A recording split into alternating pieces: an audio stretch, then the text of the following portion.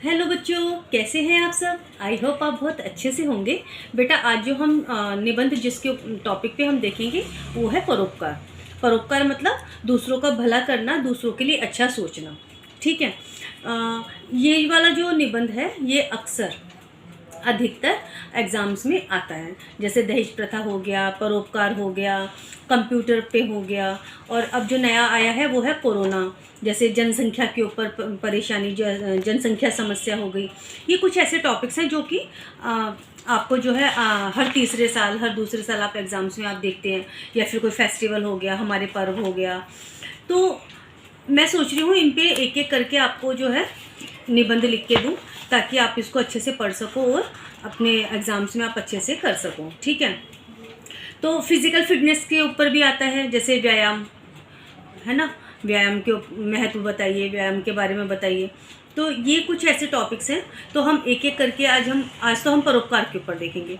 फिर नेक्स्ट जो है मैं आपको ला के दूँगी वो होगा फिज़िकल फिटनेस पे। वो मैं देख लूँगी कि उस पे मुझे किस तरह से पॉइंट्स बनाने हैं और उसमें मुझे क्या क्या लिखना होगा। और मैं ये चाहती हूँ कि आप जो हैं अच्छे से एकदम अलर्ट होकर सुने और पढ़ें, ताकि आप अच्छे से नोट्स बना सकें और अपना निबंध लेखन में पूरा अच्छे से 100% दे सकें। ठीक है। तो हम आज का निबंध शुरू करते हैं। देखो, पहले मैंने आपको लास्ट उसमें बताया था कि हम जब कोई भी निबंध लिखते हैं तो उसमें कुछ पॉइंट्स वाइज, देखो पिछली बार तो मैंने आपको इस तरीके से लिख के दे दिया था कि भूमिका, प्रस्तावना, लेकिन हर बार हम ऐसे नहीं लिख सकते ना। वो थोड़ा सा छोटी क्लासेस, छोटे लेवल का लगता है। तो हम उसको क्या करते हैं कि मैं आपको पहले बता देती हूँ कि मैंने इसमें पॉइंट्स में क्या क्या डाला है, और वो हम पैराग्राफ वाइज जो है उनको हर पॉइंट को पैराग्राफ में हम उसको शो करेंगे, उसमें हम लिखेंगे। देखो, जो पहला जो संकेत बिंदु जो होते हैं, जो पॉइंट्स होते हैं, वो पहला तो होता है प्रस्तावना। फिर इसमें डाला है स्वाभाविक प्रवृत्ति। प्रवृत्ति किसको कहते हैं? हैबिट को, है ना। कि फिर उसके बाद उसके विविध रूप क्या होंगे, फिर उसके ऊपर विविध दृष्टांत क्या होंगे, फिर आज के टाइम में परोपकार को लेकर वर्तमान स्थिति क्या है, फिर लास्ट मेरा होगा वो होगा उपसंहार। ठीक। लेकिन अब की बार जैसे मैंने दहेज प्रथा में तो आपको हर चीज़ पॉइंट वाइज लिख के दी थी। अब की बार मैंने उसको पैराग्राफ्स में आपको लिख के दिया है, कि जैसे 9th-10th के बच्चे पैराग्राफ्स में जो है पूरा अच्छे से निबंध लिख के आते हैं, ये उसी तरीके से लिखा है। ठीक है। शुरू करते हैं परोपकार। गोस्वामी तुलसीदास जी ने कहा है कि परहित सरिस धर्म नहीं भाई, पर पीड़ा सम नहीं अधमाई। अब देखो इसका मीनिंग क्या हो गया फिर आगे, अर्थात परोपकार के समान कोई धर्म नहीं है, तथा दूसरों को पीड़ा पहुंचाने जैसा कोई अधर्म या पाप नहीं है। मनुष्य एक सामाजिक प्राणी है, वह समाज के बिना रह नहीं सकता। आपसी सहयोग उसके जीवन का महत्वपूर्ण अंग है। परोपकार की भावना भी परस्पर सहयोग से जुड़ी है।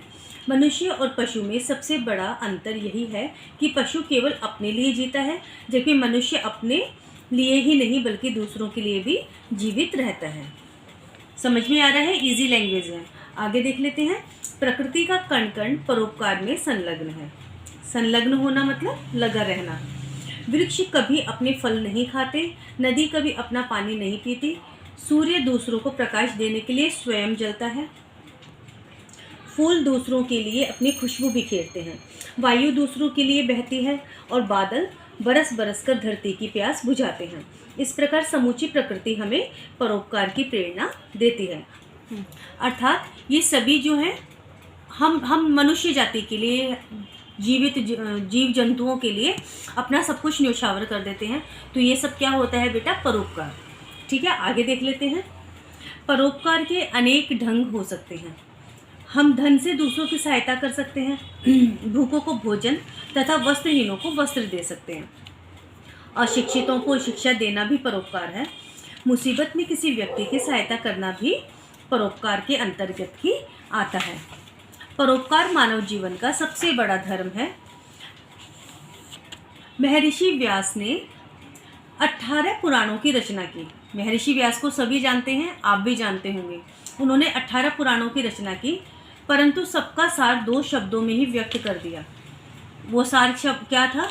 कि पुण्य के लिए परोपकार और पाप के लिए परपीड़ा।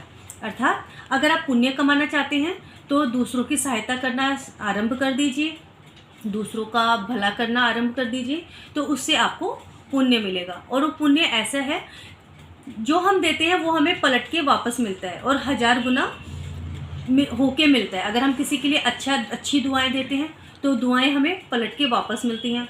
किसी का हम भला करके आते हैं तो उससे हमें जो आशीर्वाद मिलता है वो कभी भी खाली नहीं जाता। ऐसा सिर्फ हमारे वेद पुराणों में ही नहीं लिखा, ये हमारा एक्सपीरियंस भी होता है। तो जब हमें आशीर्वाद देते हैं तो वो हमें फलता फूलता है। ठीक है, तो अब उन्होंने क्या बोला है वेद व्यास जी ने कि पुण्य के लिए परोपकार और पाप के लिए परपीड़ा। अगर हम अनावश्यक किसी दूसरे व्यक्ति को दुख देंगे, परेशान करेंगे, तो चाहे से वो जुबान से कुछ भी ना बोले, लेकिन उसकी अंतरात्मा से हमारे लिए बुरा जरूर निकलेगा। और वो जब वो बुरा निकलता है तो वो कभी खाली नहीं जाता। तो इसलिए मेरे बच्चों, मैं आपको हमेशा यही कहूँगी कि अपने कर्म हमेशा सुधारो और अपने कर्मों से दूसरों का भला करो। ठीक है, आगे देख लेते हैं। अनेक महापुरुषों ने अपना सारा जीवन मानव मात्र की सेवा में लगा दिया। परोपकार के लिए अब्राहम लिंकन और महात्मा गांधी को गोलियों का शिकार होना पड़ा। महर्षि दधीची ने परोपकार का सर्वोत्कृष्ट उदाहरण प्रस्तुत किया।